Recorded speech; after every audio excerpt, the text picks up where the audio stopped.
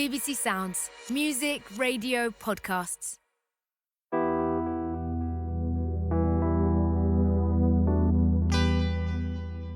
You're listening to episode 1 of My Sister the Serial Killer by Oyinkan Braithwaite. Set in Lagos, Nigeria, this wickedly razor-sharp story explores the unusual relationship of two sisters, one of whom is a serial killer. When Korede's dinner is interrupted one night by a distress call from her sister, Ayola, she knows what's expected of her. It involves blood, rubber gloves, and a corpse. Words. Ayola summons me with these words. Korede, I killed him. I had hoped I would never hear those words again. Bleach. I bet you didn't know that bleach masks the smell of blood. I use it only after I have first scrubbed the bathroom of all traces of life and death. The hardest part was getting to the blood that had seeped in between the shower and the caulking. It's an easy part to forget. There's nothing placed on any of the surfaces. His shower gel, toothbrush and toothpaste are all stored in the cabinet above the sink. Ayola is perched on the toilet seat, her knees raised as her arms wrapped around them. The blood on her dress has dried, and there is no risk that it will drip on the white, now glossy floors. Her dreadlocks are piled atop her head. She keeps looking at me with her big brown eyes. I was about to eat when she called. I had laid everything out on the tray in preparation. The movie was paused at the beginning credits, and the oven timer had just rung when my phone began to vibrate violently on my table. By the time I get home, the food will be cold. I stand up and rinse the gloves in the sink, but I don't remove them. Are you angry with me? Ayola asks. Perhaps a normal person would be angry, but what I feel now is a pressing need to dispose of the body. When I got here, we carried him to the boot of my car, so that I was free to scrub and mop without having to countenance his cold stare. Get your bag, I reply.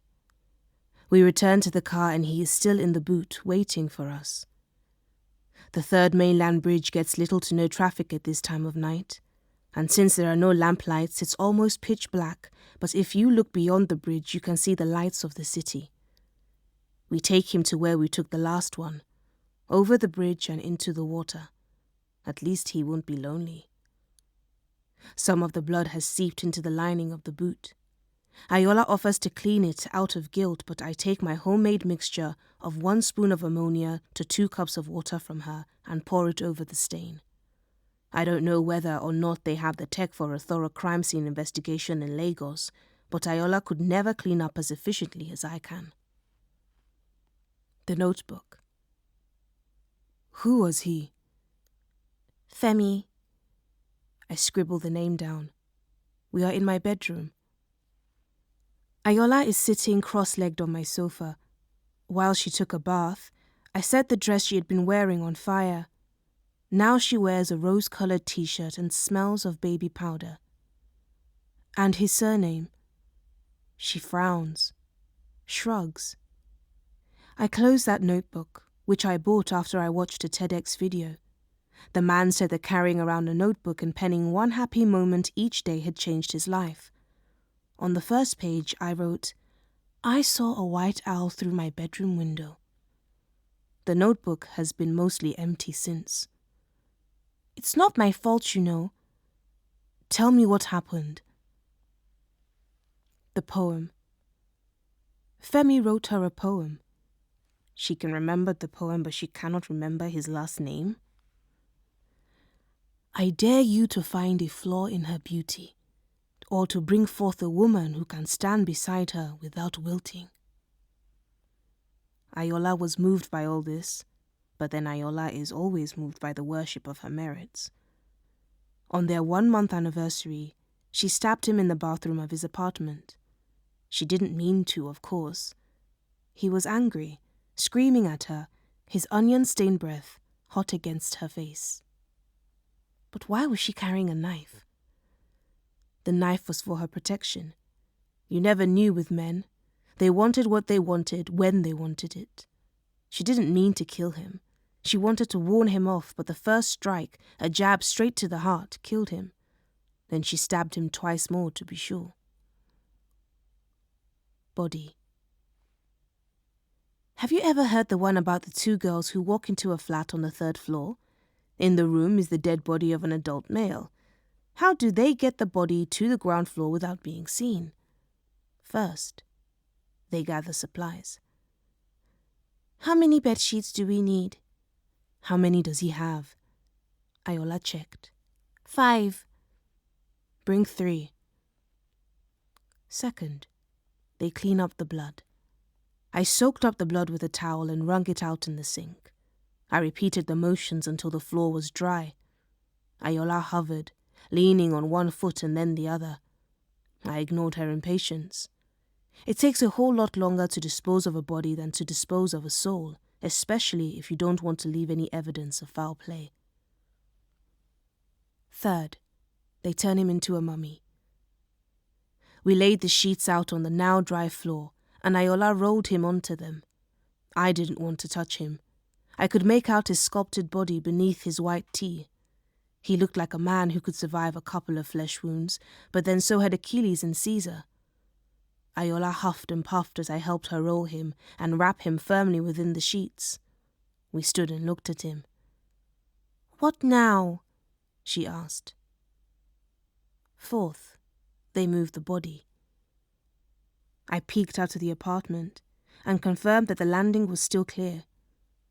I was tempted to pray as we shuffled across the stone floor and heaved Femi into the lift and out of view, that no door be opened, but I am fairly certain that those are exactly the type of prayers he doesn't answer.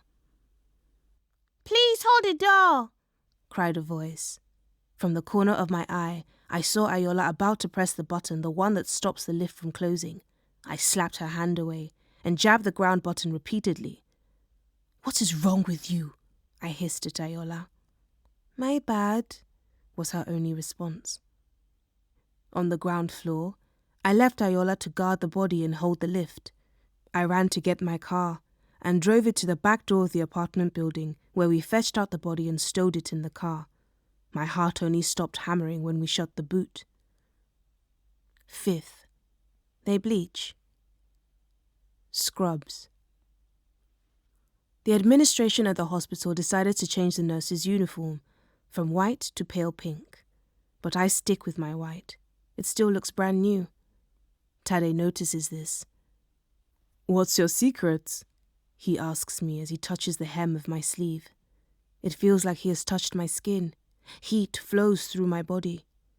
I hand him the chart of the next patient, and I try to think of ways to keep the conversation going. "Google is your friend," I say. He laughs and looks down at the chart, then groans. "Mrs. Rotsinu again?" "I think she just likes seeing your face, doctor." He looks up at me and grins. As I exit the room, I swing my hips the way Ayola is fond of doing. "Are you okay?" he calls after me. "You're walking funny." "Oh, I pulled a muscle." "Shame I know thy name." I head to the reception desk and slam my clipboard on it, hard enough to wake Yinka, who has found a way to sleep with her eyes open. "What the hell? Korede, don't wake me up unless there's a fire. This is a hospital, not a bed and breakfast." Yinka mutters, "Bitch," as I walk away, but I ignore her. The patient. The patient in room 313 is Mukta Yautai. Mukta has been in a comatose state for 5 months. He was in a car accident with his brother who was behind the wheel. All the brother got for his efforts was whiplash. I came to talk to him about Ayola, but it is Tade whom I cannot seem to get out of my mind. There is a comforting beep every few seconds from the heart monitor. I wish Tade would see me, Mukta. Really see me. Mukta doesn't stir. Heat. The heat is oppressive, so we conserve our energy. Ayola is draped across my bed, in her pink lace bra and black lace thong. She is incapable of practical underwear. Hers is the body of a music video vixen. It belies her angelic face. "I'm dying here," Ayola moans. She gets up and lumbers into my bathroom to pee. I take advantage of her absence to close my eyes. And there he is, Femi. I can't help but wonder what he was like. I met the others before they lost their lives, but Femi was a stranger to me. I should have paid closer attention. If I had, perhaps we could have avoided this outcome. Ayola's phone vibrates beside me, giving me an idea. Her phone is password protected, if you call 1234 protection. I go through her many selfies and see that hashtag Femi Durand is missing has gone viral. One post in particular is drawing a lot of attention. Ayola's. She has posted a picture of them together, announcing herself as the last person to have seen him alive, with a message begging anyone to come forward if they know anything that can be of help. She was in my bedroom when she posted this, just as she will be any second now, but she didn't mention what she was up to. She says it makes her look heartless if she says nothing. I quickly put her phone down just as Ayola arrives back from the bathroom. It vibrates and she answers. "Hello?" She kicks me. "What the?" "It's Femi's mother," she mouths. I feel faint. She puts the phone on loudspeaker. "Dear, did he tell you if he was going to go anywhere?" "No, Ma. I left him pretty late," Ayola replies. "He was not at work the next day." Sometimes he used to jog at night, Ma. I know, I told him all the time it was not safe." The woman on the line starts to cry. Her emotion is so strong that I start to cry too. I make no sound, but the tears I have no right to burn my nose. Ayola starts crying too. Whenever I do, it sets her off. It always has. "Keep praying for my boy," the woman says hoarsely, before hanging up. I turn on my sister. "What the hell is the matter with you?" "What? Do you not realize the gravity of what you have done?" Her eyes go dark, and she begins to twirl her dreadlocks. "These days, you look at me like I'm a monster." Her voice is so low I can barely hear her. "This is victim shaming, you know." Victim? Is it mere coincidence that Ayola has never had a mark on her from any of these incidents with these men? Not even a bruise? What does she want me to say? But Mum saves me by wandering in, one hand pinned to her half-formed ghillie. "Hold this for me." I stand up and hold the part of the ghillie that is loose. She angles herself to face my standing mirror. Her miniature eyes take in her wide nose and fat lips too big for her thin oval face. My looks are the spitting image of hers. We even share a beauty spot below the left eye. The irony is not lost on me. Ayola's loveliness is a phenomenon that took my mother by surprise. She was so thankful that she forgot to keep trying for a boy. "I'm going to Shokwe's daughter's wedding. The both of you should come. You might meet someone there." "No, thank you," I reply stiffly.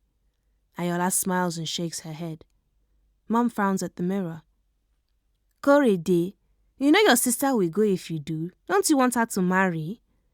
As if Ayola lives by anyone's rules but her own. Ayola stands up and kisses our mother on the cheek.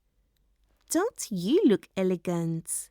Let me take a picture of you," Ayola asks, pulling out her phone.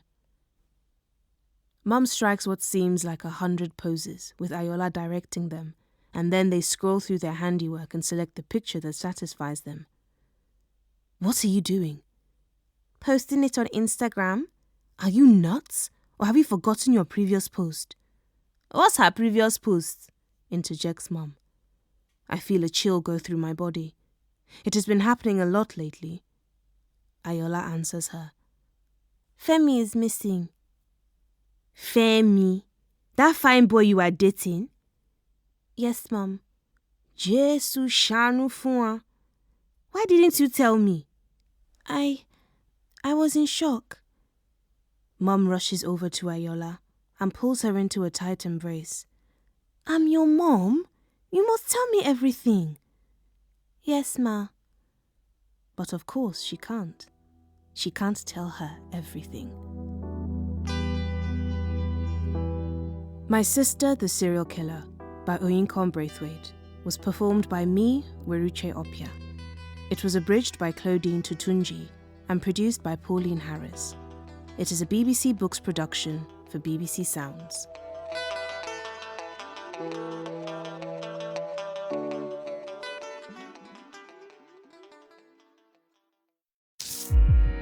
BBC Sounds. Music, radio, podcasts.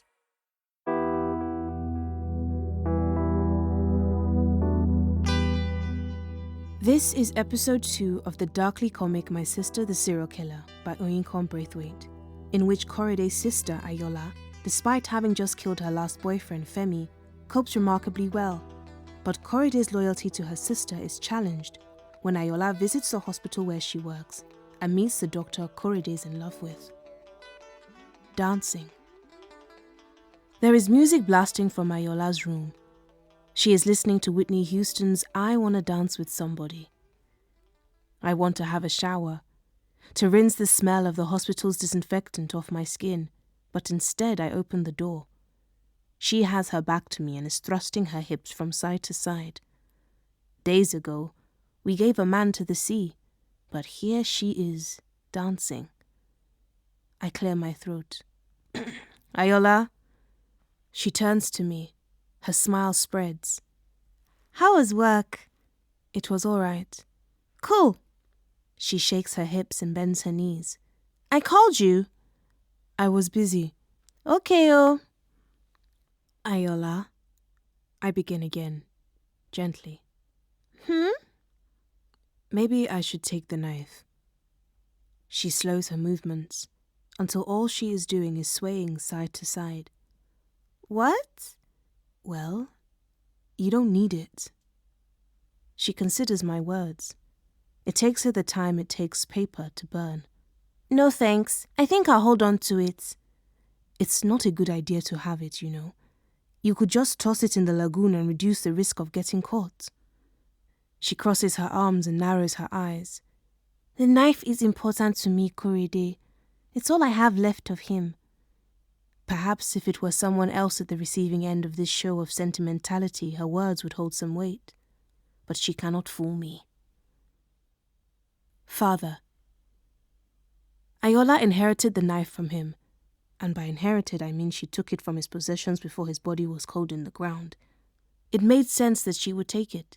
It was the thing he was most proud of. He kept it, sheathed and locked in a drawer, but he would bring it out whenever he had guests to show it off. Sometimes, the knife was a gift from a university colleague, Tom, given to him for saving Tom's life during a boating accident. At other times, he had wrenched the knife from the hand of a soldier who had tried to kill him with it. Finally, and his personal favourite, the knife was in recognition of a deal he had made with a sheikh.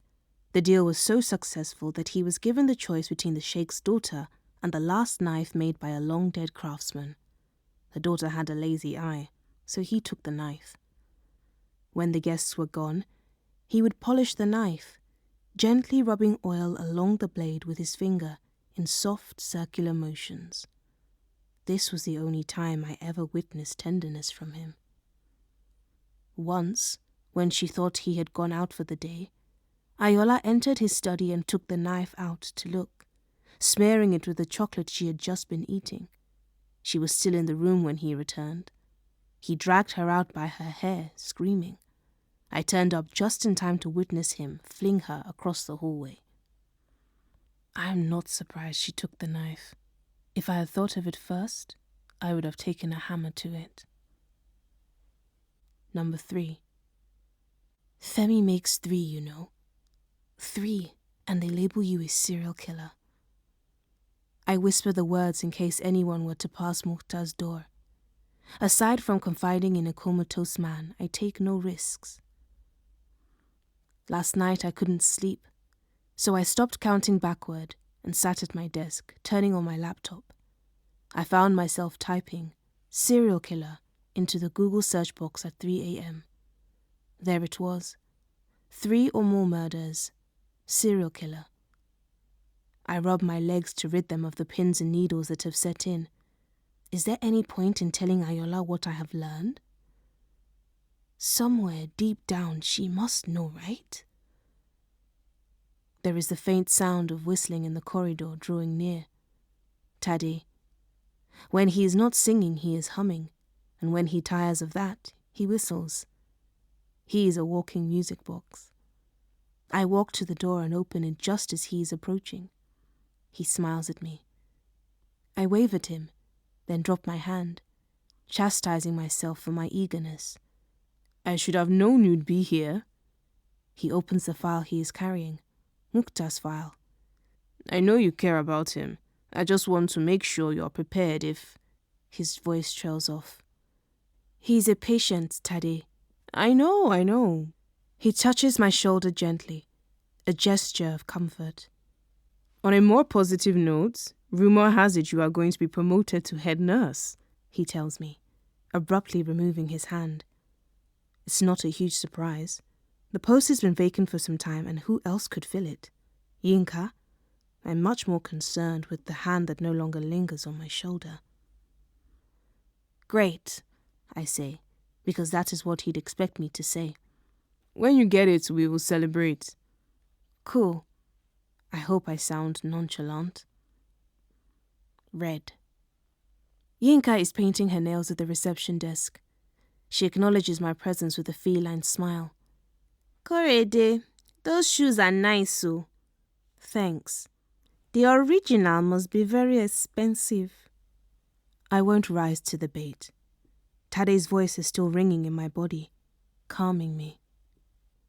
There is a woman in the waiting room trying to calm a crying baby by rocking it back and forth, but the child won't be hushed. I head toward her with a rattle, on the off chance that it will distract the baby, just as the entrance doors open. Ayola walks in, and every head turns her way and stays there.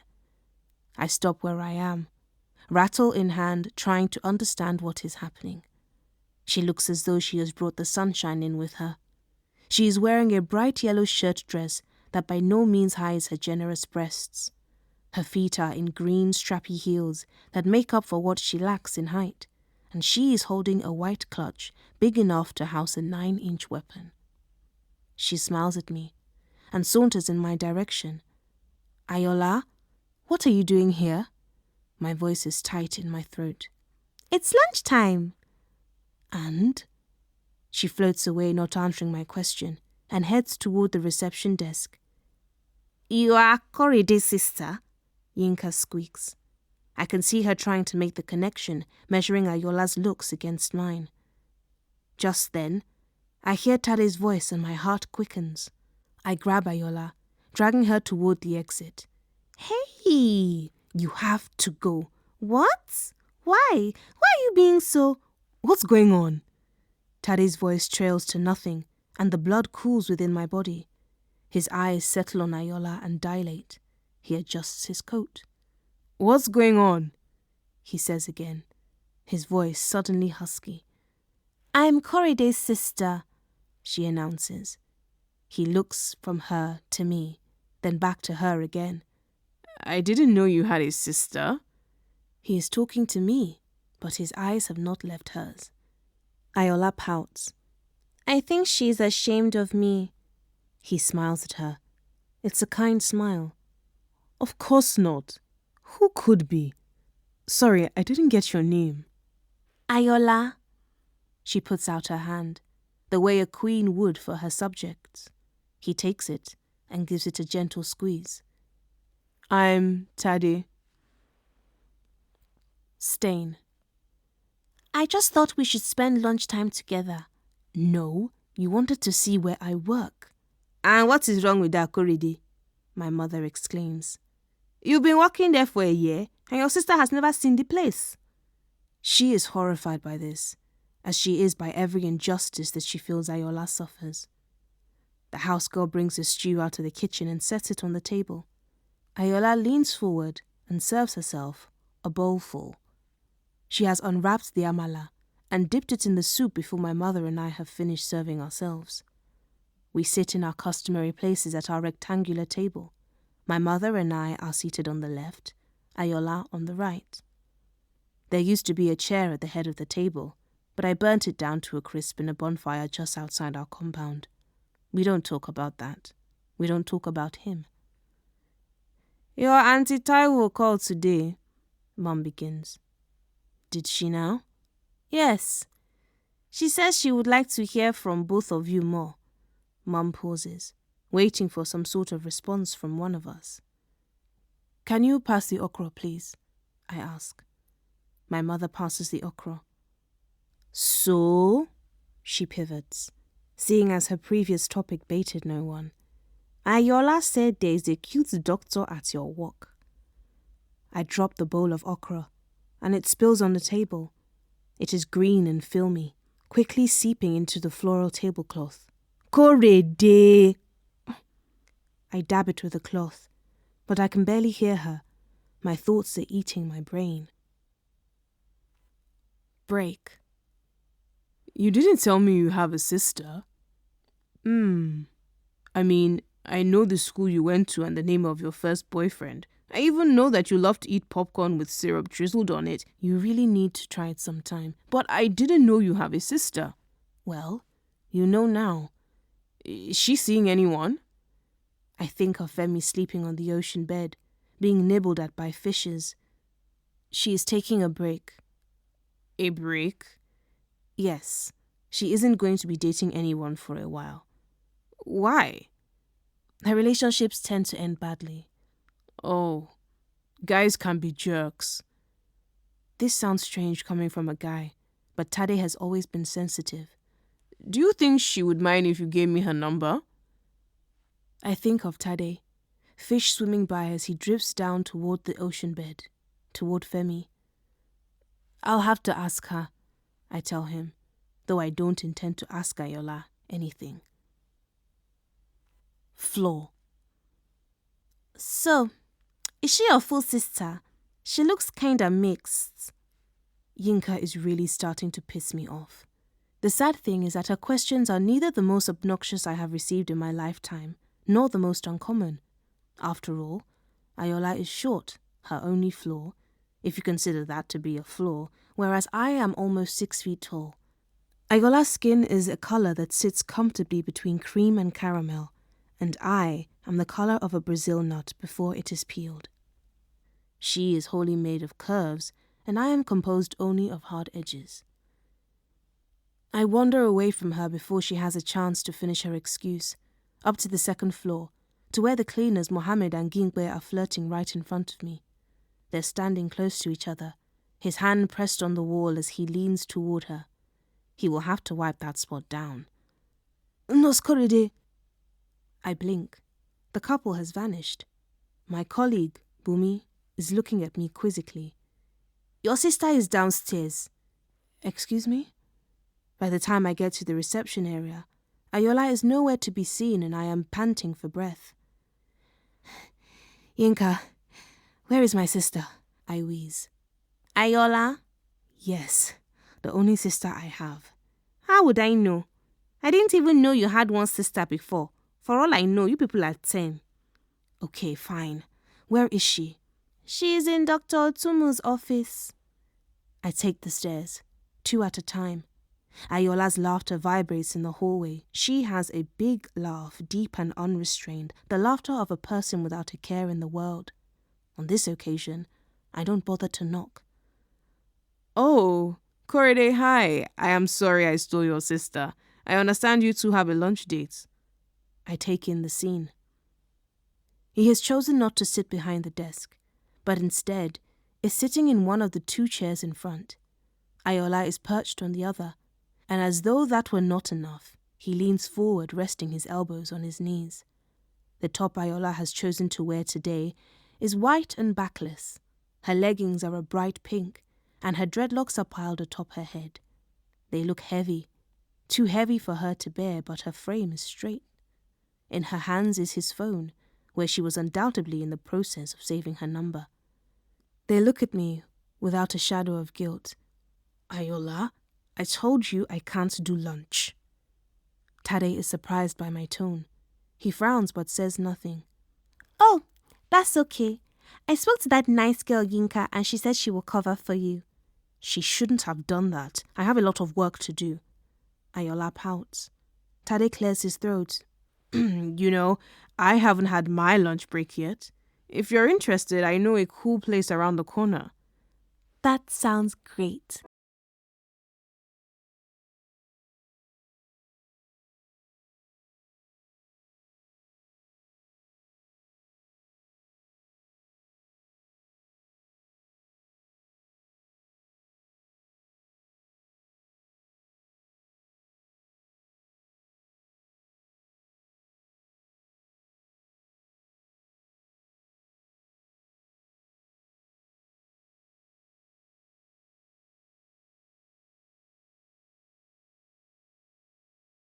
Music, radio, podcasts.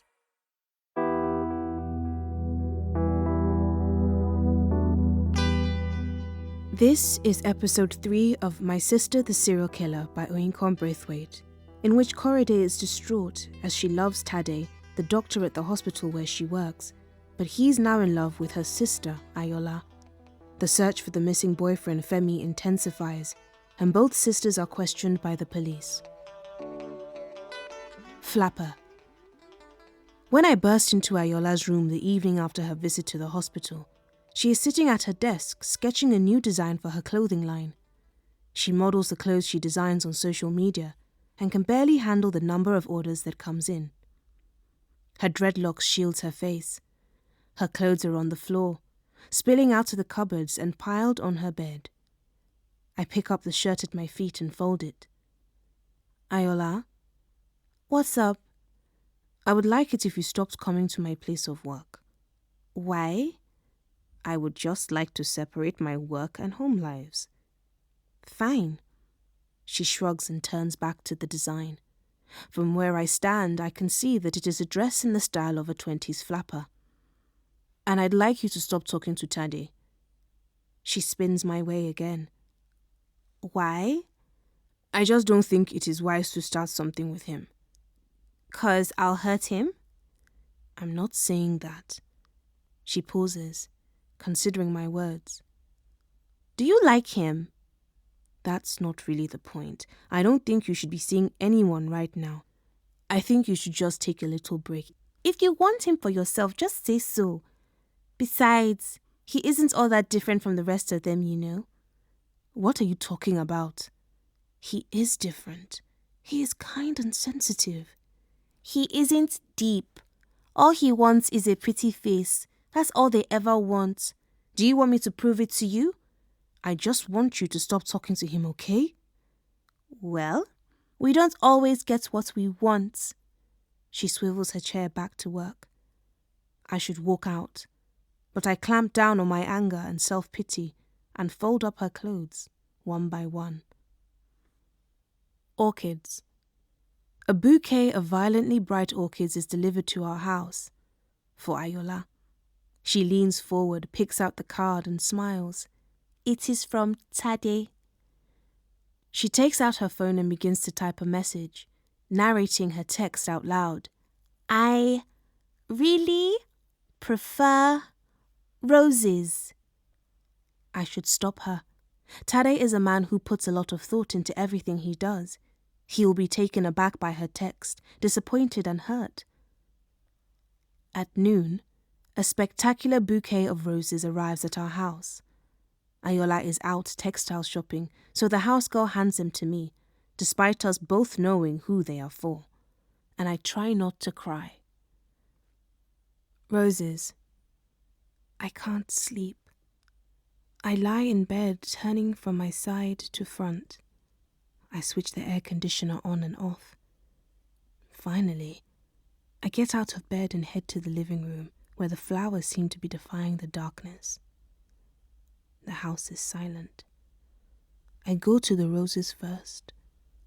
I peel one petal off, then another after that.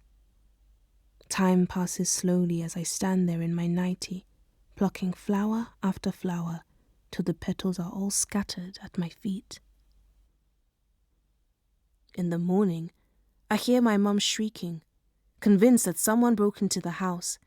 The door to Ayola's room opens and I hear her behind me as we thunder downstairs. The house girl runs into the room. "The front door is still locked, ma," she whines to my mother. Then? Who could it? Was it you? Mum barks at the girl. No, ma. I wouldn't do that, ma. If I don't say something soon, my mum will decide it was her and she will fire her.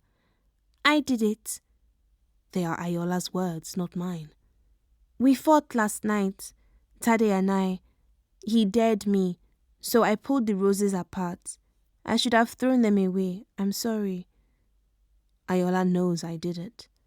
I keep my head down, looking at the petals on the floor. My mother shakes her head, trying to understand. I hope you apologized to him.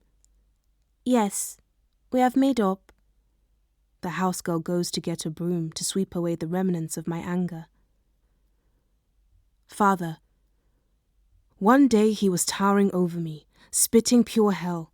He reached for his cane and then he slumped, hitting his head against a glass coffee table as he fell. His blood was brighter than the dark colour we saw on TV. I got up warily and Ayola came out from behind the couch where she'd been taking cover. We stood over him. For the first time, we were taller. We watched the life seep out of him. Eventually, I woke my mother up from her Ambien-induced sleep and told her it was over. It has been 10 years now, and we are expected to throw an anniversary party in honor of his life. If we do not, we will end up fielding difficult questions, and we are nothing if not thorough in our deception of others. We could have something in the house, Mum suggested, to the awkward planning committee gathered in the living room. Auntie Taiwo shakes her head. No, too small. My brother deserves a grand celebration. I am sure they are celebrating him in hell. There is a venue in Lekki that's really nice. She names the place, and I suck in my breath. The amount she has offered to contribute wouldn't even cover half the cost of a venue like that. She expects, of course, that we will dip into the funds he left, and she can flex, show off to her friends, and drink lots of champagne. He doesn't deserve a single naira, but my mother agrees and Auntie Taiwo leans back against the sofa and smiles at us. Cleaner. Femi's family sent a cleaner to his home to ready it to be put on the market, to move on, I guess. But the cleaner discovered a bloody napkin down the back of the sofa. It's all there on Snapchat for the world to see that. The family is asking again for answers. Ayola tells me she may have put the napkin on the seat to keep from staining the sofa. It's fine. If they ask me, I'll just tell them he had a nosebleed. She is in front of her dressing table tending to her dreadlocks.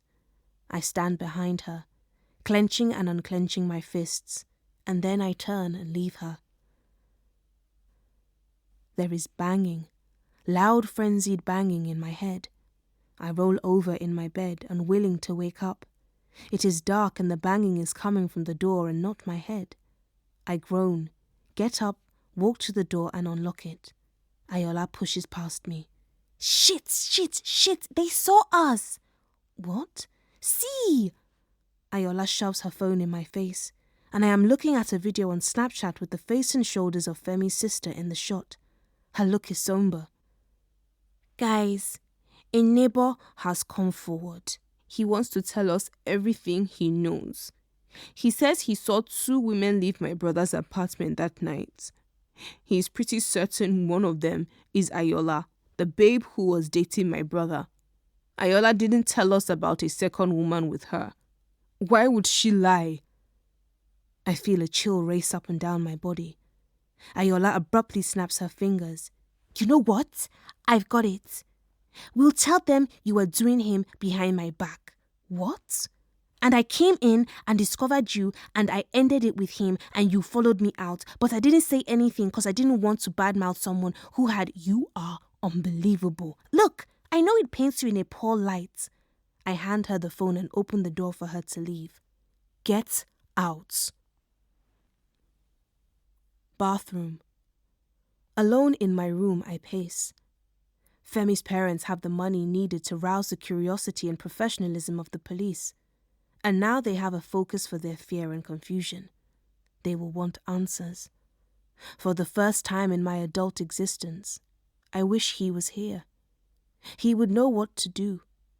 He would be in control every step of the way.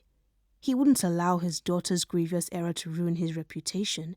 He would have had this whole matter swept under the rug weeks ago. But then it is doubtful Ayola would have engaged in these activities had he been alive. The only form of retribution she ever feared was the one that came from him. Questions. They send the police over to question Ayola. I guess Femi's family is done playing nice. The three of us, Ayola, Mom and I, and the 2 policemen are seated at the table. They are eating cake and drinking coke, showering us with crumbs as they ask their questions. So, he invited you over to his house? Yes. And then your sister came? Mm-hmm. Yes or no, ma? Yes. I have asked Ayola to keep her answers short and to the point, to avoid lying as much as she can and to maintain eye contact. The younger policeman blushes. How long had the 2 of you been dating, ma? A month. That's not very long. She says nothing, and I feel a sense of pride. But he wanted to break up with you? Mm-hmm. He wanted to break up with you? Abi, was it the other way around?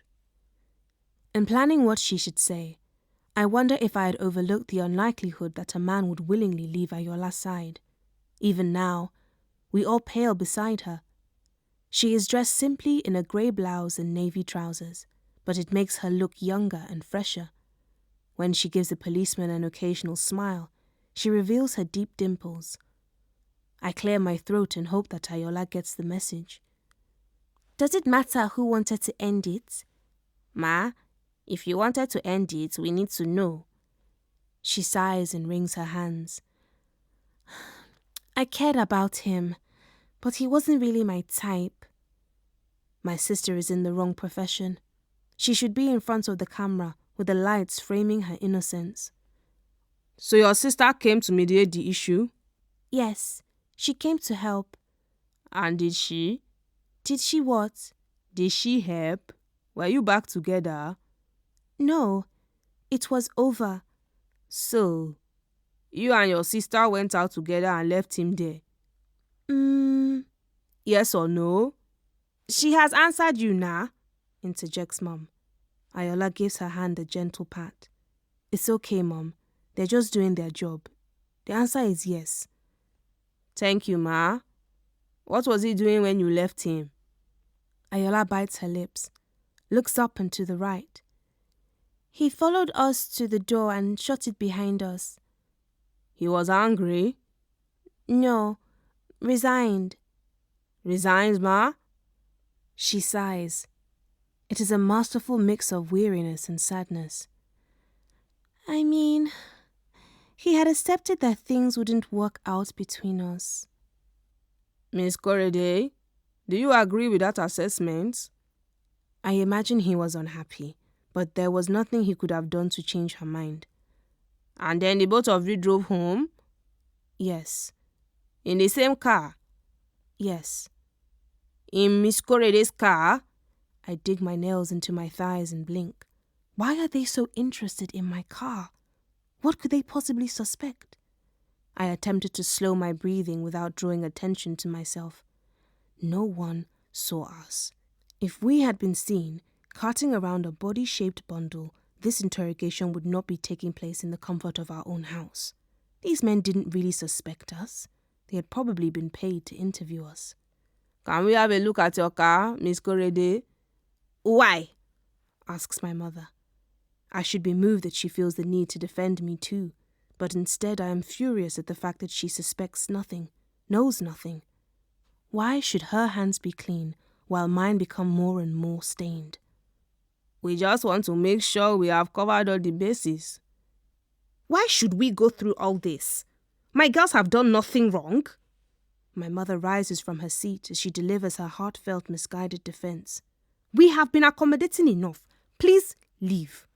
Ma, if we have to, we will return with the necessary paperwork. I want to speak, but the words won't leave my mouth. I'm paralyzed. All I can think of is the blood that was in the boot. I said leave! My mother stresses. She marches to the door and they are forced to follow suit. They give Ayola curt nods and leave the house. Mom slams the door behind them. Can you believe those imbeciles? Ayola and I don't answer. We are both reviewing our options. My Sister, the Serial Killer by Oyinkan Braithwaite was performed by me, Weruche Opia. It was abridged by Claudine Tutunji and produced by Pauline Harris. It is a BBC Books production for BBC Sounds.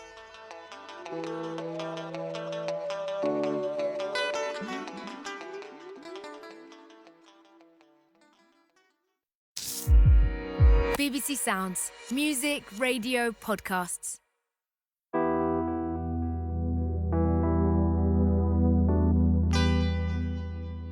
You are listening to episode 4 of the darkly comic My Sister the Serial Killer by Oyinkan Braithwaite, in which Korede is horrified to discover that Ayola has gone on a trip with an old flame and comes back with devastating news. Blood. The police come the next day and take the car, my silver Ford Focus, to a police station in an area I never frequent, to be rigorously examined for evidence of a crime I did not commit, while Ayola's Fiesta sits pretty in our compound. It has not been tainted with blood. I turn to Ayola. I'm using your car to go to work. Ayola frowns. But what if I need to go somewhere during the day? You can take an Uber. I walk back into the house before she has a chance to respond. I cleaned that car. I cleaned it within an inch of its life. If they find a dot of blood, it will be because they bled while they were searching. Ayola knocks on my door and comes in. Are you angry with me? No. You could have fooled me. I just don't like being without a ride is all. She sighs. You're not the only one suffering, you know. You act like you are carrying this big thing all by yourself, but I worry too. Do you? 'Cause the other day you were singing I Believe I Can Fly. Ayola shrugs. It's a good song. I try not to scream. More and more she reminds me of him. He could do a bad thing and behave like a model citizen right after.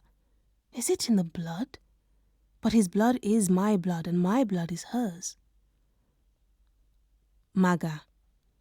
Auntie, a man is here for you. Ayola is watching a movie on her laptop in my room.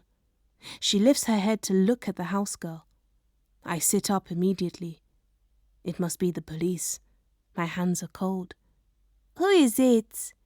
I don't know him, ma. Ayola shoots me a nervous look as she gets up from my bed. The gentleman is seated on our sofa, a stranger who holds a bouquet of roses in his hands. Boyega! She rushes down the steps and he catches her in one arm before swinging her around. They kiss. Boyega is a tall man with a protruding belly. He also has at least 15 years more life experience than Ayola. If I squinted, I suppose I could see his attractiveness. But first I see the Bulgari watch on his wrist and the Ferragamo shoes on his feet. I know you like surprises, and I just got into town. He leans over and they kiss again. I try not to gag. Let me take you out. Okay. I'll need to get changed. Korede, will you keep Boye company? She has already dashed back upstairs before I can say no. So, you're a nurse, he says. And you're married, I reply. What? Your ring finger? The part where your ring would sit is lighter than the rest. He shakes his head and smiles. Ayola knows. Yeah, I'm sure she does. I care about her. I want her to have the best of everything, he tells me. I gave her the capital for her fashion business, and paid for her course. I'm surprised. She told me that she had paid for it herself from the revenue from her YouTube videos. She had even piously lectured me for my lack of business sense. The more he talks, the more I realize that I am a maga, a fool who has been taken advantage of. To get him to be quiet, I offer him some cake, and then cut through the kitchen and charge up the back stairs to interrogate Ayola. She is applying eyeliner to her lower lids. What the hell is going on here? This is why I didn't tell you. You are so judgmental. Are you serious? He tells me he paid for your fashion course. You said you raised the funds. I found a sponsor. Same difference. What about Tade? What he doesn't know won't hurt him. Besides, can you blame me for wanting a little excitement in my life? I want to shout and scream. I storm off to my bedroom. 30 minutes later, she leaves the house with Boyega. She doesn't return till 1 a.m. I don't sleep till 1 a.m. Father. He often came home late, but I remember this night because he wasn't alone. There was a yellow woman on his arm. We came out of my room because Mom was screaming, and there they were on the landing. My mother was wearing a camisole. She never raised her voice to him, but that night she was like a banshee. She went to wrench the woman off his arm. Ẹ gbà mí o, ṣó fẹ́ balẹ̀ mi jẹ́, ṣó fẹ́ yé mi lórí ni, Olúwa kọjú sí mi. She wasn't even screaming at her husband. It was the interloper whom she was mad at. I remember hissing at my mother, even though there were tears in my eyes. I remember thinking how silly she looked, so worked up as he stood tall and impassive before her. He looked at his wife with indifference. If you don't shut up now, I will deal with you. Beside me, Ayola held her breath. He always carried out his threats. But my mother was embroiled in a tug-of-war with the woman, who, though she looked like an adult to me then, I now know couldn't have been older than 20. Free me, the girl cried, trying to retrieve her wrist from my mother's ferocious grip. Moments later, he pulled our mother off her feet by her hair and slammed her against the wall. Then he struck her face. Ayola whimpered and clutched me. The woman laughed. See? My boyfriend will not let you touch me. My mother slid down the wall to the ground. They stepped over her and proceeded to his bedroom. We waited till the coast was clear and then ran to help her. The three of us slept in my room that night. The next morning, the banana-colored girl was gone, and we sat around the table for breakfast, silent except for my father, who congratulated his perfect wife for her excellent cooking. He wasn't sucking up. He had simply moved past the incident. It wasn't long after that Mother began to rely on Ambien. Car. The police returned my car to me. At the hospital. There is nothing subtle about their black uniforms and rifles. You couldn't have returned this to my house? I hiss at them. He hands me a receipt. A torn piece of paper that has my license plate number, the date it was returned to me, and the amount of 5,000 naira on it. What is this for? Logistical and transportation costs. It is the younger one from the interview at our house, the one who was stumbling over himself for Ayola's sake. His demeanour is not so clumsy now. I bite my lip. Angering them is not in my best interests. I need them to leave before they attract more attention. Every eye on either side of the hospital doors is on me, my car, and these two geniuses. I look at my car. It is dirty, covered in dust, and I can see a food container on the back seat. But there is nothing I can do. I reach into my pocket and count out 5,000 naira. Did you find anything? No. admits the older man. Your car dey clean. I knew I had done a thorough job. I knew it would be clean, but hearing him say the words makes me want to weep with relief. Heart. Tade looks like shit. His shirt is rumpled, he needs to shave, and his tie is askew. This is the power Ayola holds. There is another guy, he tells me. There is? I'm overreacting. My voice comes out as a squeak. Not that he notices. His head is down. He is half sitting on his desk, with his hands on either side gripping it tightly, so I can make out the flexing and extending, the rippling of his body. I'd reach out to let my hand rest on his back and rub it. Does he find this gesture comforting? You're so easy to talk to, Korede.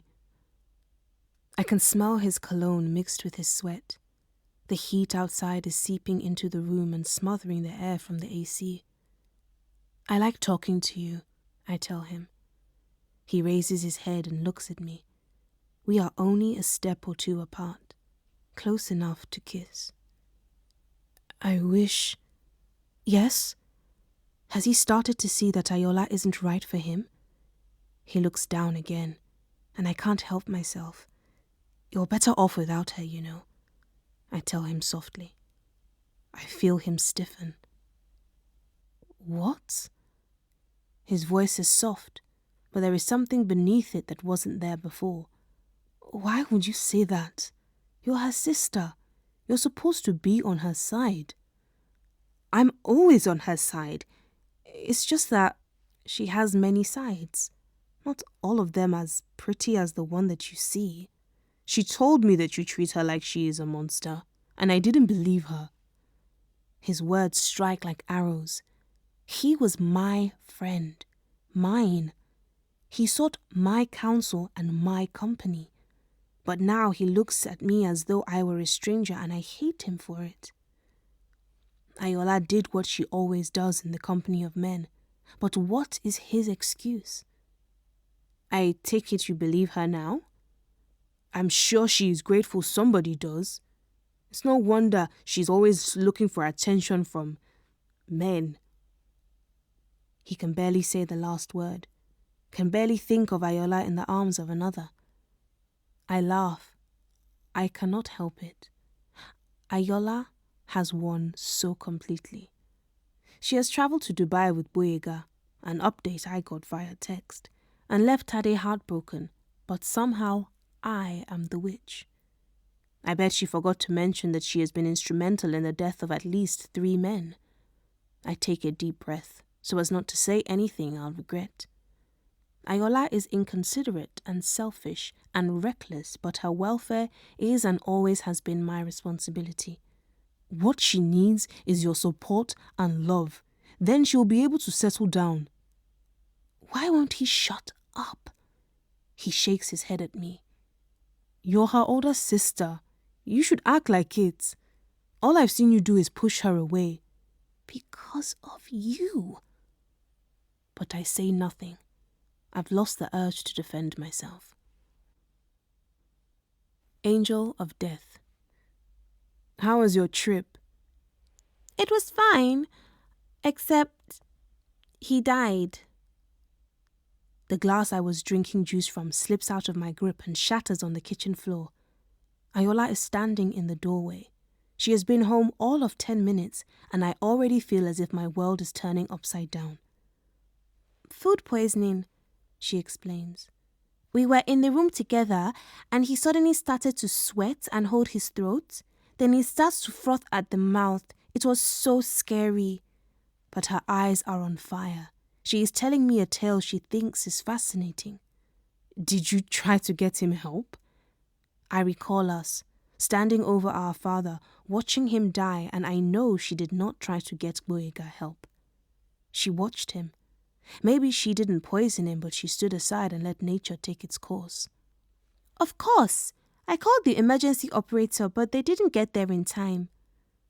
My eyes focus on the diamond comb sitting in her hair. The trip has been good to her. Boyega certainly wasn't stingy with his money. Wait, I got you something. She dives into her handbag and begins rummaging when the doorbell rings.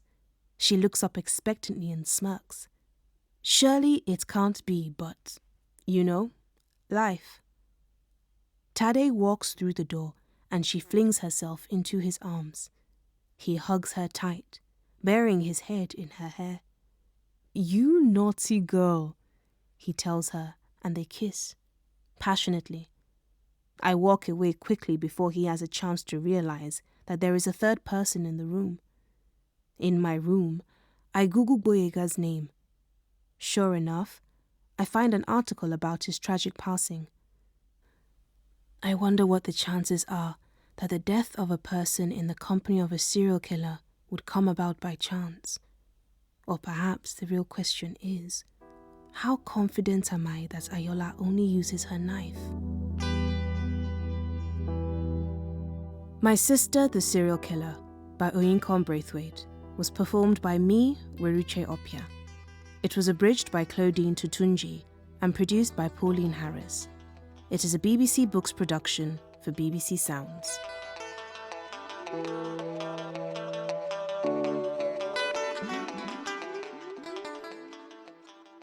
And if you enjoyed listening to My Sister the Serial Killer, why don't you try Queenie, Candice Carty-Williams' award-winning punchy story of a young woman dealing with love, lust and letdown in London. Available now on BBC Sounds. BBC Sounds. Music, radio, podcasts.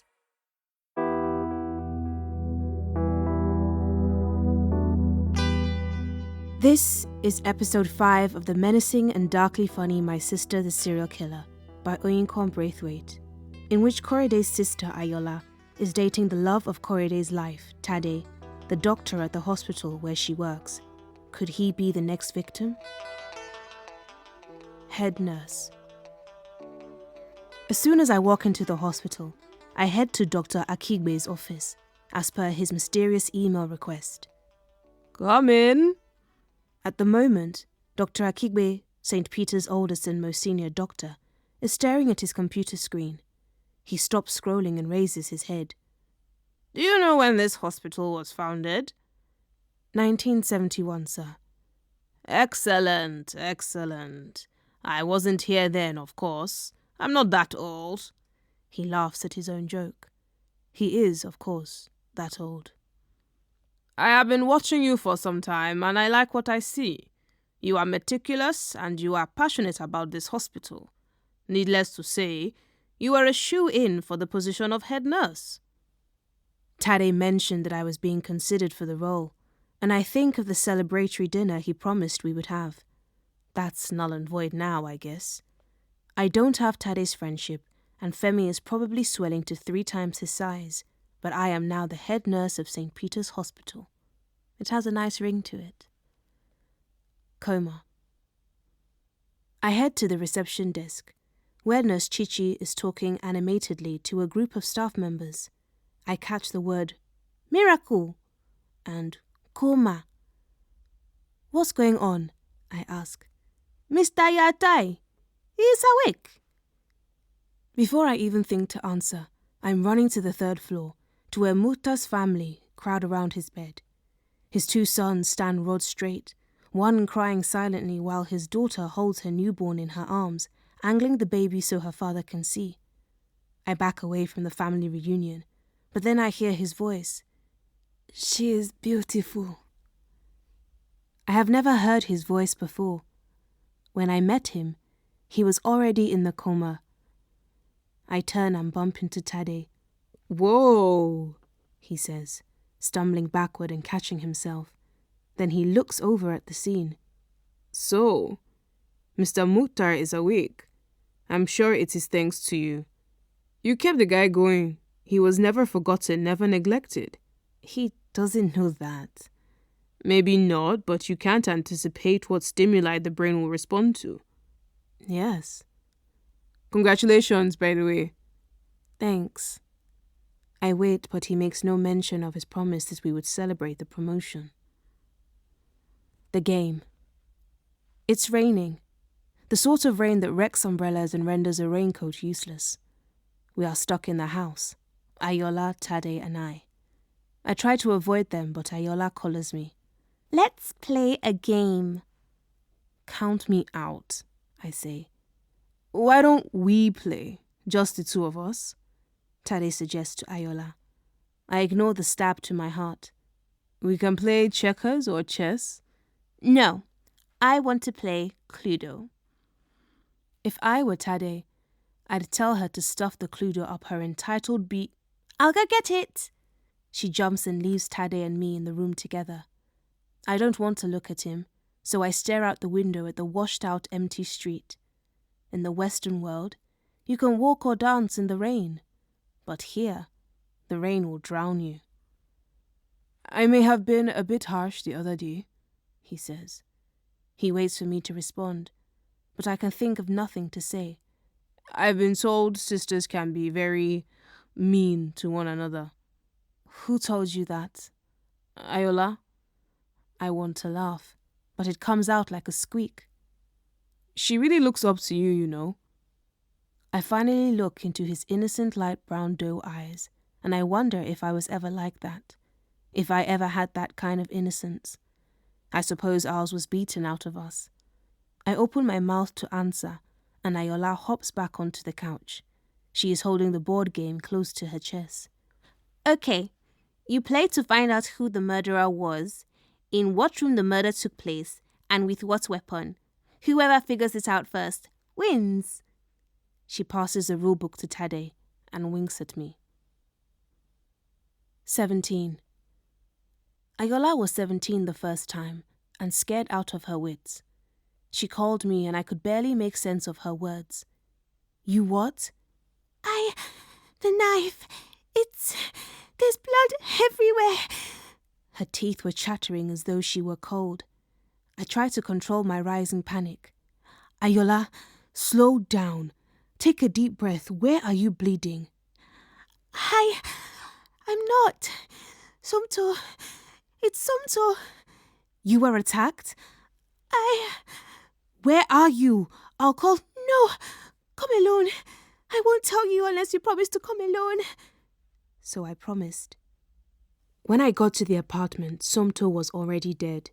His trousers were around his ankles, and the shock on his face mirrored mine. You did this? Back then I was too scared to hang about and clean, so we torched the room. I never even considered putting Ayola at the mercy of the police. Why take the risk that her cry of self-defense might go unheard? The other tenants ran out of the block quickly when the fire alarm went off. Somto was a smoker. It was all the proof the university needed. Murderer, Ayola. Place, studio apartment. Weapon, knife. Awake. I haven't gone to Mukhtar's room since he came out of his coma. It's the end of that era. I can no longer talk to him with impunity, and I was not the nurse allocated to attend to him in the first place. Korede. The patient in room 313 would like to see you. Mukhtar? Why? Chichi shrugs. He is sitting up in bed with a book in his hands. He looks at me expectantly. He seems to have aged since he woke up. I'm Nurse Korede. His eyes widen. The one who visited me? Oh, they told you? Who? The nurses. The nurses? No, I remember. The room is cold. My hands are tingling. I remember your voice. You talking to me. My skin is dark, but I am certain all the blood has rushed to my feet, rendering me ghost-like. What happened to all that research that established the unlikelihood that comatose patients were aware of their surroundings? You remember me talking to you? Yes. Do you remember what I said? Mukhtar frowns, knitting his brows, and then he shrugs. It's very patchy. What do you remember? I told this man almost every secret I had. convinced that he would take those secrets to the grave, but now he is giving me a shy smile and trying to meet my eye. Why did you do it? Do what? I ask, but I don't recognize my voice. Visit me. You don't know me, and I get the impression the visits from my family had dwindled to almost nothing. It was tough for them, seeing you like that. You don't have to make excuses for them. We are both silent after that, not sure what to say. I have a granddaughter now. Congratulations. The father says she isn't his. Oh, curious. Are you married? No. Good. Marriage isn't what they say it is. You were saying you remembered something? Yes. It's amazing, isn't it? You think the whole body is in hibernation, but the brain is still working, still garnering information. Really fascinating. So you remember a lot then? No, not a lot.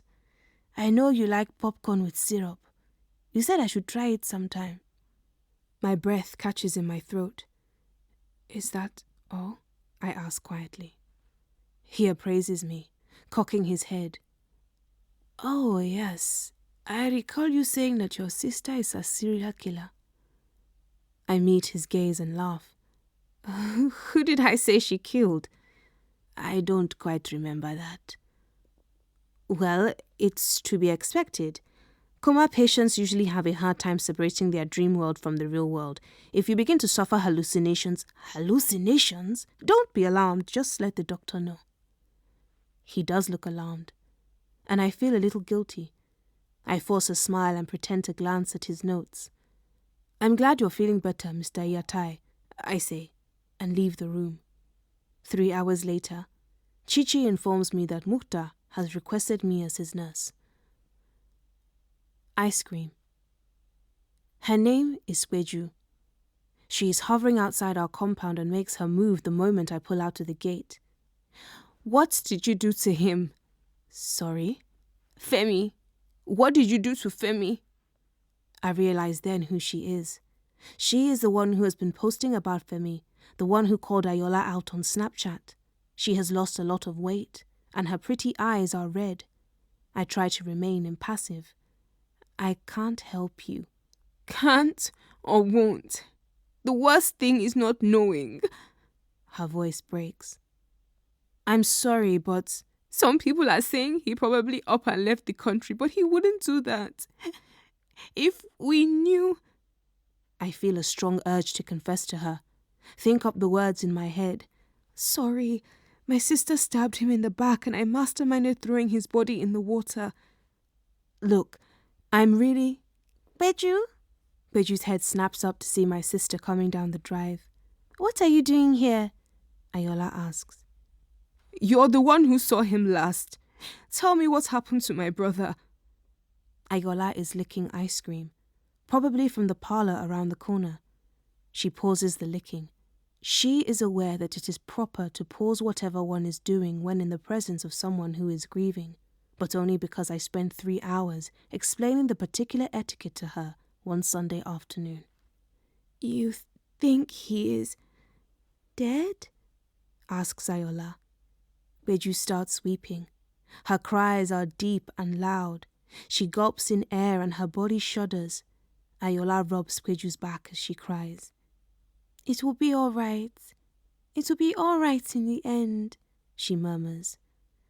Does it matter who Beju is getting comfort from? What's done is done.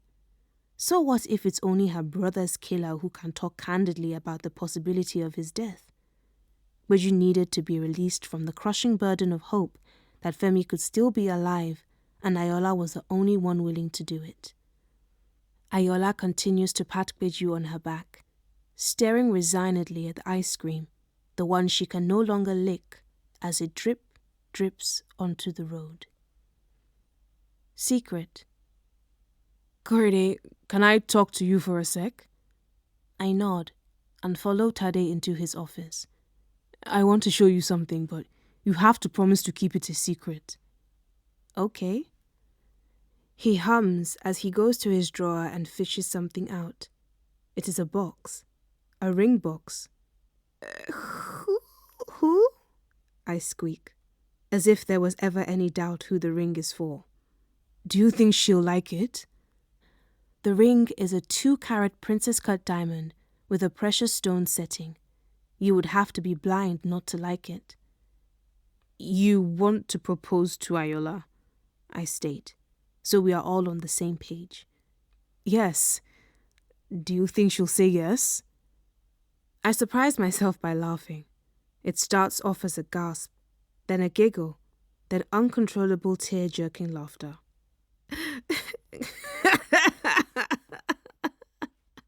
What's so funny? Tade asks. What do you like about my sister? Everything. But if you had to be specific. She is just so... she is beautiful and perfect. He fails to point out the fact that she laughs at the silliest things and never holds a grudge. He hasn't mentioned how quick she is to cheat at games, or that she can hemstitch a skirt without even looking at her fingers. He doesn't know her best features, or her darkest secrets, and he doesn't seem to care. I know she cheated on me and all that, but that's because she hasn't known real love. And that's what I can give her. She will hurt you. I go to put my hand on his shoulder, but he shrugs me off. How can a man be so obtuse? No, I mean it. She will hurt you, physically.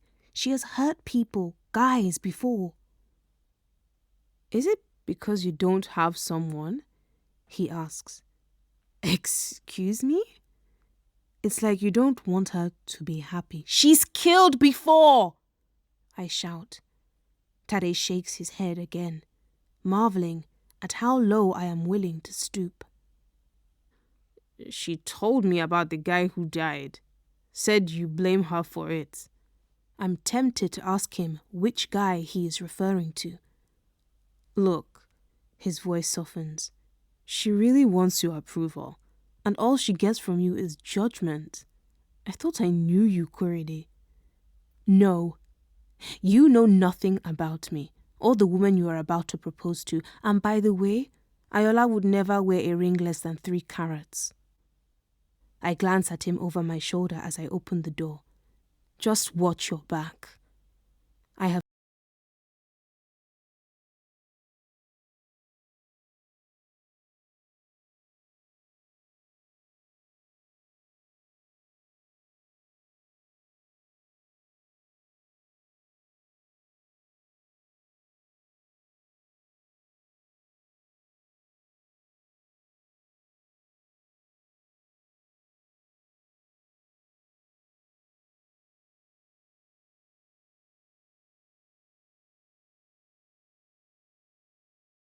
Easy Sounds, music, radio, podcasts.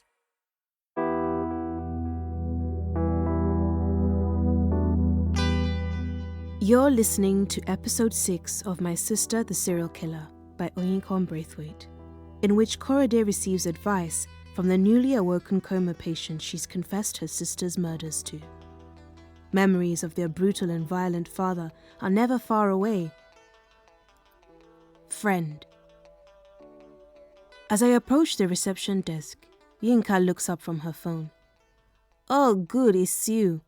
Coma guy has been asking for you non-stop. His name is Mukhtar. He smiles when I walk in. He looks much better. I tell him as much. Thank you. It's a wonder what being conscious can do for one's health. He laughs at himself, then stops. What can I help you with, Mr. Yautai? Mukhtar, please. I've been thinking some more about my memories, he begins. Let's say, for argument's sake, that one knew someone who had committed a gross crime. Someone dear to one. What would one do? I must choose my words wisely, since I have carelessly given this man the tools he needs to have my sister and me thrown into jail. One would be duty-bound to report it, but most of us wouldn't. would we?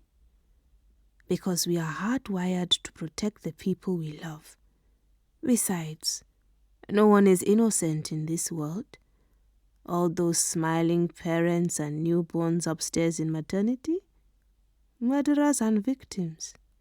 The most loving parents and relatives commit murder with smiles on their faces.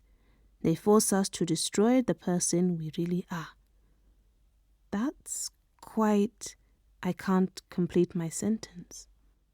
It's a quote by Jim Morrison. I cannot lay claim to such wisdom. He is quiet, waiting for me to speak. Are you going to tell anyone about this? I doubt the words of a coma patient hold much water out there. He gestures with his thumb to the door that separates us from the world outside. Without my permission, tears run down my face. Mukhtar, you know enough to have us put away forever. Why do you keep this secret? I ask, as I wipe my face dry. Your sister, I do not know. I hear from your colleagues that she is very lovely, but I have not seen her for myself and so do not care about her. You, I know. He points to me. You, I care about. I'm afraid, I say, in the barest of whispers. Of what? The guy she is with now. She might. So, save him. Father. The day before the day it all ended was a Sunday. The sun was merciless. I sat under one of the air conditioners in the upstairs sitting room with no intention of moving. That is, until Ayola came scrambling up the stairs and found me. Dad has a guest. We leaned over the balcony to spy on the man. The agbada he wore kept slipping down his arms, so he was constantly pushing it back up again. It was a rich blue, and so large that it was near impossible to tell if there were a slim man or a fat man within the yards of fabric. Ayola pantomimed, pushing her own sleeves back up, and we sniggered. We were not afraid of our father when he had guests. He was always on his best behavior. Korede, Ayola, come and greet my guest. We trooped down obediently. My mother was already offering him delicacy after delicacy. He was important. We knelt down as was customary, but he waved us back to our feet. I am not that old, oh, he cried. He and father laughed, even though we could not see what was funny. I switched from foot to foot, hoping my father would dismiss us so that the men could talk business, but Ayola was transfixed by the visitor's cane. It was studded from top to bottom, with different coloured beads.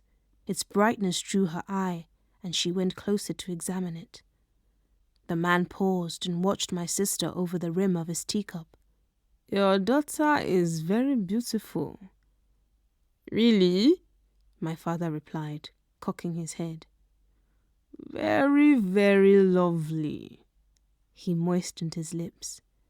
I grabbed Ayola's hand and pulled her a couple steps backward.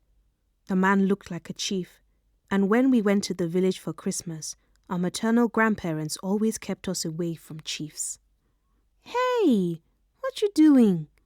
Ayola whined. I hushed her. The visitor's face was moistening with sweat, but even as he wiped his brow with his handkerchief, his eyes did not leave Ayola's.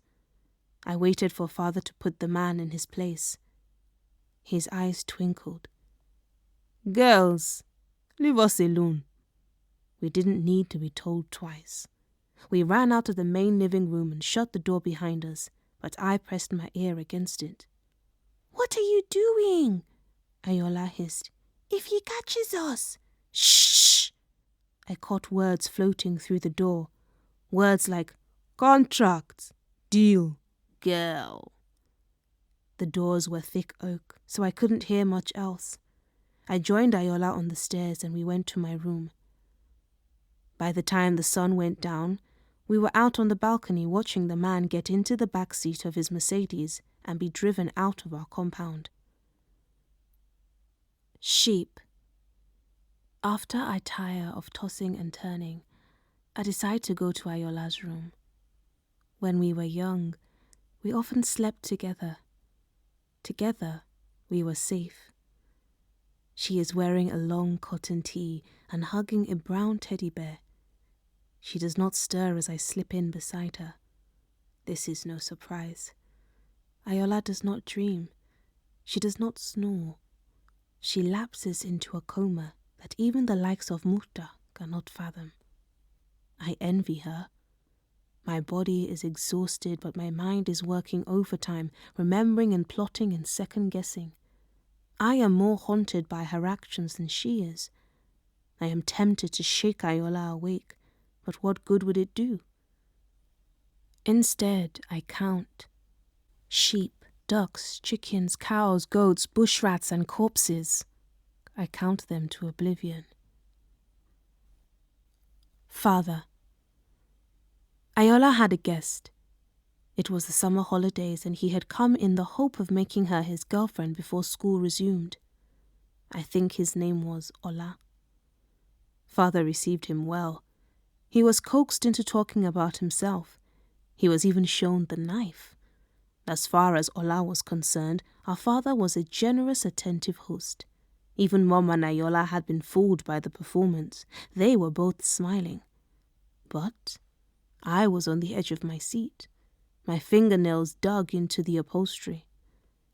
"This boy is a smooth talker, oh," Father announced with a chuckle, after Ola had made some well-meaning comment about helping the homeless. "I'm sure you are popular with all the ladies." "Yes, sir. No, sir," he stammered, caught off guard. "You like my daughters, eh? They are lovely, eh?" Ola blushed. His eyes darted to Ayola again. Father's jaw clenched. I looked around me, but Ayola and my mother had not noticed. I remember wishing I had taught Ayola some type of code. I coughed. Ayola crossed her arms and looked back at Ola. She was enjoying his attention too much to mind me. Father turned his head in my direction and smiled. Then I followed his eyes to the cane. The cane lay 10 inches above the TV on a specially crafted ledge. To the uninitiated, it might have looked like a work of art, a nod to history and culture. It was thick, smooth, and marked with intricate carvings. The visit passed slowly, until Father guided Ola to the door, telling him to come again and wishing him luck. Then he walked across the silent living room and reached for the cane. "Ayola, come here." She looked up, saw the cane and trembled. "But I did not ask him to come," she whined, instantly understanding what the matter was. "I didn't invite him." "Please, sir, please," I whispered. I was already crying. "Ayola." She stepped forward. She had started crying too. "Strip." She removed her dress, button by button. She did not hurry. She fumbled. She cried. But he was patient. "Nítorí Ọlọ́run, Kẹ́hìndé, please, nítorí Ọlọ́run." Because of God, Mother begged. Because of God. Ayola's dress fell in a pool at her feet. She was wearing a white training bra and white panties. Even though I was older, I still had no use for a bra. I took a bold step forward and took Ayola's hand in my own. History had shown me that if you came within reach of the cane would not distinguish between victim and observer, but I had a feeling Ayola would not survive without me. "So, I am sending you to school to sleep around, Abi?" You hear the sound of a cane before you feel it. It whips the air. She cried out, and I shut my eyes. "I am paying all that money for you to be a prostitute? Answer me now." "No, sir." "You think you are all that, Abi? I will teach you who is all that." He struck her again. This time the cane grazed me too. I sucked in my breath. You think this boy cares about you? He just wants what is between your legs. Pain has a way of sharpening your senses. I can still hear his heavy breathing. I can still remember the smell of our fear. Acidic, metallic, sharper even than the smell of vomit. I could feel Ayola's grip on my hand weakening. Her cries had turned into a low whimper. I needed to act. If you beat her anymore, she will scar and people will ask questions. His hand stilled. If there was one thing in the world he actually cared about, it was his reputation. Ayola sank to the floor beside me. When we were back at school, Ola approached me during break to deliver his thoughts about my father. Your dad is really cool, he told me. I wish my dad was like him. Ayola never spoke to Ola again. Night. Tade stares at me, but his eyes are empty. His face is bloated, distorted. He reaches out to touch me, and his hands are cold. You did this. Broken. I slither inside Tade's office and rummage through his desk drawers to retrieve the ring box. Tade has taken a patient to radiology, so I know I'm alone. The ring is as enchanting as I remember. I am tempted to slip it on my finger. Instead, I grip the band tightly and strike the diamond against the tiles. I guess it's true that diamonds are forever. It withstands my every attempt to break it, but the rest of the ring is not as strong-willed. Soon the setting is in pieces on the ground. It occurs to me that if I just damage the ring, Tade will suspect me. I slip the diamond in my pocket. This would all be a colossal waste of time if Tade simply bought another setting. I head to the medicine cabinet. 20 minutes later, Tade storms toward the reception desk. Someone has turned my office upside down and destroyed my things. What? Yinka and I cry in unison. We follow him to his office, and he flings open the door. The medicine cabinet is ajar, the pill bottles are in disarray, and there are files scattered all over his desk. When I left, the broken ring setting was on the ground, but I can no longer see it. This is terrible, I mumble. Yinka purses her lips together and clasps her hands. I saw Mohammed go inside to clean earlier, she reveals, and I rub my tingling hands on my thighs. I don't think Mohammed would, begins Tade. When you left your office, it was normal, yes? Interrupts Yinka. Yes. Then you went to do the X-ray and the ECG. How long were you gone? About 40 minutes. Well, I saw Mohammed go into your office in that time. Why do you think he would do this? I ask. She can't hang him without a motive, can she? Drugs, obviously. She crosses her arms, satisfied that she has made her case. It's easy to point the finger at Mohammed. He is poor, uneducated. Yinka is content with her conclusion, and Tade is deep in thought. I have done the right thing, right? I have bought Tade more time to think things through. That night, I dropped the diamond into the third mainland bridge lagoon. My Sister, the Serial Killer, by Oyinkan Braithwaite, was performed by me, Weruche Opia. It was abridged by Claudine Tutunji and produced by Pauline Harris. It is a BBC Books production for BBC Sounds.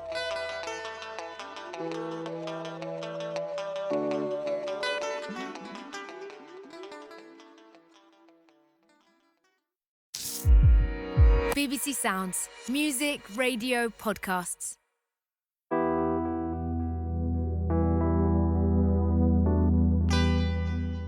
You're listening to episode 7, the final episode of the darkly comic My Sister, the Serial Killer by Oyinkan Braithwaite. Korede's sister, Ayola, has a habit of killing her boyfriends.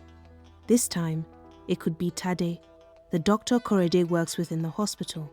She's been called urgently to his home. Theatre. I have imagined entering Tade's home in several different ways, but never like this. I hear the click of the door, and he stands there, sweat rolling off his face. I push past. I don't see Ayola. I call out to her, but she does not reply. She can't be dead. She can't be. If she is gone, it is my fault for saying more than I should have. Turn left, Tade says, following me as I run upstairs. I open the door to his bedroom. The king-sized bed takes up a third of the room, and on the other side of it I hear a low moan. She is slumped on the floor, pressing her hand to her side. I can see the blood spilling through her fingers, but the knife, her knife, is still in her. She gives me a weak smile. The irony, she says. She tried to kill me. I ignore him and use the scissors in my first aid kit to cut off the bottom half of my shirt after the bandages proved too paltry to do the job. I wanted to call an ambulance, but I couldn't risk Tade talking to anyone till I got to her. I use my jacket as a pillow and help her lie down. She moans again, and it feels as though someone was squeezing my heart. I didn't mean to hurt her. Ayola, tell me what happened. I don't really want to know what happened, but I need her to keep talking. He hit me, she begins as I cut her dress open. I did not, cries Tade. Shut up, I tell him. You're not the one lying here bleeding out, are you? I bandage her wound with the knife still in it. I grab my phone and call the reception desk at the hospital. Chichi picks up, and I explain to her that I'll be coming with my sister who has been stabbed and ask her to call in Dr. Akigbe. I'll carry her, Tade says. I don't want him touching her, but he is stronger than I am. Fine. He scoops her up, and she rests her head against his chest as though they were somehow still lovers. We get to the hospital in 20 minutes. A trauma team meet us at the entrance. Ayola's no longer conscious and is wheeled away to surgery, where I am not allowed to follow. Fence. They put Ayola in room 315, 2 doors away from Mukhtar. She looks innocent, vulnerable. Her chest rises and falls gently. Someone has laid her dreads carefully beside her on the bed. The hospital room is tidy, mostly because I have been setting it to rights for the past 30 minutes. Korede. I pause what I am doing and look at Ayola, whose big bright eyes are looking at me. Hey, you're awake. How do you feel? Like hell. I stand up and fetch her a cup of water. Better? A little. Where's Mom? She went home to have a shower. She should be back soon. Ayola nods and then closes her eyes. She is asleep again within the minute. The next time Ayola wakes, she is more alert. She looks around, taking in her surroundings. It's so boring. Would you like someone to paint graffiti on the walls for you, oh great one? No, not graffiti. Art. I laugh, and she laughs with me. There is a knock on the door, but before we say a word, it opens. It's the police. A different pair from the ones who questioned us about Femi. One of them is a woman. They make a beeline for Ayola, and I block them. Excuse me, can I help you? Yes, we understand she was stabbed. Yes. We just want to ask a few questions, find out who it was. It was Tade, says Ayola. Just like that. They could have asked her what the weather was and she wouldn't have sounded more relaxed. And who is this Tade? A doctor here, Ayola says. The floor is unsteady beneath me. I should have talked to Ayola as soon as she woke up the first time. Can you tell us what happened? He proposed to me, and I said I wasn't interested and he lost it. He attacked me. How did your sister get to you? He left the room and I called her. They glance at me, but they don't ask me anything, which is good because I doubt that I would be very coherent. Thank you, Mom. We'll be back. They run out, no doubt to locate Tade. Ayola, what are you doing? What do you mean? Ayola, listen to me. You will ruin that man's life. It's him or me, Korede. You can't sit on the fence forever. Screen. The next time I see Mukhtar, he is seated on his bed, with the remote control pointed at the TV. He flashes me a warm smile. I heard about what happened to your sister. I'm sorry. I don't say anything. He senses my discomfort and changes the subject. They are discharging me tomorrow. Oh? I do not want to lose touch. Maybe you can give me your number and I can WhatsApp you? I cannot think of what to say. Does Mukhtar exist outside these walls? Who is he, besides a man who knows my deepest secrets, and Ayola's? Or I can give you my number, and you can call anytime you need to talk. Sister. Ayola is lying on her bed, angling her body to show Snapchat her injury. Eventually, she pulls her shirt back down over her stitches. Even now, she looks blameless. Will you tell me what happened? Between Tade and me? Yeah. He said you broke my ring. Said you were accusing me of all sorts and that maybe you had something to do with my ex going missing. What did you say? I told him he was crazy, but he said you were really jealous of me and had some kind of, latent anger. That's, what if... She pauses for dramatic effect. What if you had gone back after we left, to talk to Femi? He thinks I killed Femi. Weird, right? I didn't even tell him about Femi. Only Boye.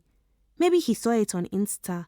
Anyway, it's like he wanted to report you or something. So I did what I had to do, she shrugs. Or at least I tried. She grabs a teddy bear, buries her head in it and is quiet. And then? Then, when I was on the ground, he was all like, oh my gosh, Korede was telling the truth. What did you tell him, Korede? She did this for me and ended up hurt because I betrayed her. I feel dizzy. I don't want to admit that I chose a man's welfare over hers. I don't want to confess to letting him come between us when she clearly chose me over him. I told him you were dangerous. She sighs and asks, what do you think will happen now? I don't know. Is his word against yours? Against ours, Korede. Is his word against ours? Father. Auntie Taiwo did everything Father told her to do and held an unquestioning trust in everything he did, which is how she found herself in the house with us the Monday before our father died, shouting at me to let go of Ayola. Your father will hear of this, Auntie Taiwo threatened, but I couldn't have cared less. I had already begun to develop plans in my head for Ayola's and my escape. Ayola held on to me tighter, even as I promised I would not let her go. Please, Mother moaned from one of the corners in the room. She is too young. She should not have been flirting with her father's guest then. My mouth dropped open in disbelief. What lies had my father been telling? And why did he insist that Ayola go to meet the chief man in his home alone? Ayola, it is important that you do this for your father, she said in a wheedling voice. This business opportunity is very critical. Don't make me go, Ayola cried. You are not going anywhere, I told her. Ayola, Auntie Taiwo coaxed. You are not a child anymore. You have started menstruating. Many girls will be excited about this. This man will give you anything you want, anything. Anything? Ayola asked between sniffs. I slapped her to bring her back to her senses. but I understood. Half of her fear was because I was afraid. She did not really know what they were demanding from her. Granted, she was 14, but 14 then was younger than 14 now. I grabbed the cane from its pedestal and waved it before me. "Auntie, if you come near us, I will beat you with this cane and I will not stop until he comes home." She was taller than I, heavier than I, but she looked into my eyes and took a few steps backward. I let go of Ayola and chased Auntie Taiwo out of the house, brandishing the cane. When I returned, Ayola was shaking. "He will kill us," she sobbed. "Not if we kill him first." Truth. Dr. Otumu states that he acted in self-defense, and that you can verify this. He says, and I quote, "She warned me that Ayola had killed before. Ms. Abebe, has your sister killed before?" "No." "What did you mean when you told him that your sister had killed before?" There is a faint smile on my lips because I am humoring them, but it is not enough of a smile to suggest that I find the circumstances at all humorous. My mind is clear. "A man died of food poisoning on a trip with my sister. I was angry that she went with him because he was married. I believed their actions led to his death." "What of her ex-boyfriend?" "Tade? Femi? The one who went missing?" I lean forward. My eyes light up. "Has he come back? Has he said something?" "No." I frown, lean back and lower my eyes. "So why do you think she has anything to do with that?" "We suspect that 100 suspicions don't make proof. Besides, my sister is the sweetest person you'll ever meet. Have you met her?" They shift uncomfortably. They have met her. They have looked into her eyes and fantasized about her. They are all the same. "What do you think happened that day?"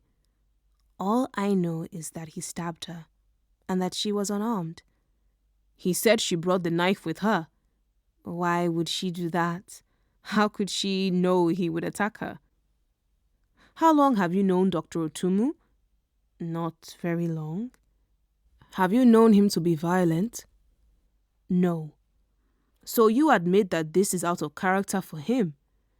"I believe I just said I've not known him very long." Gone. Tade had his license revoked, and he has to spend a few months in jail for assault. It could have been much worse, but many attested to the fact that he was kind and had never displayed a whit of violence. Still, there was no denying the fact that he stabbed Ayola, and for that, society demanded that he pay. I haven't seen him since the day it happened. He was placed on suspension as soon as she accused him, so I don't know what he is thinking or feeling. But I don't much care. She was right. You have to choose a side, and my lot was cast long ago. She will always have me, and I will always have her. No one else matters. Number 5. 0809 743 5555. Mukhtar's number. He gave it to me on a slip of paper, and I have keyed it into my phone 3 times and cleared the screen 3 times. There is a knock on my door. The house girl opens the door a crack and sticks her head in. "Ma, Mommy says I should call you. There is a guest downstairs." "Who is it?" "It's a man." She closes my door. I light a candle on my nightstand and hold the paper over the flame until Mukhtar's numbers are swallowed by blackness. There will never be another chance to absolve myself of the crimes of the past or the future. I know this, but Ayola needs me. She needs me more than I need untainted hands. When I'm done, I walk to the mirror. I am not exactly dressed to entertain guests, but whoever it is will have to take me as I am. I take the back stairs. Our house girl scurries by me, carrying a vase of roses, the go-to of the unimaginative, but I guess Ayola will be pleased. They are in the living room. My mum, Ayola, and the man. All three of them look up at me as I approach. This is my sister, Korede. The man smiles. I smile back. My Sister, the Serial Killer, by Oyinkan Braithwaite, was performed by me, Weruche Opia. It was abridged by Claudine Tutunji and produced by Pauline Harris. It is a BBC Books production for BBC Sounds.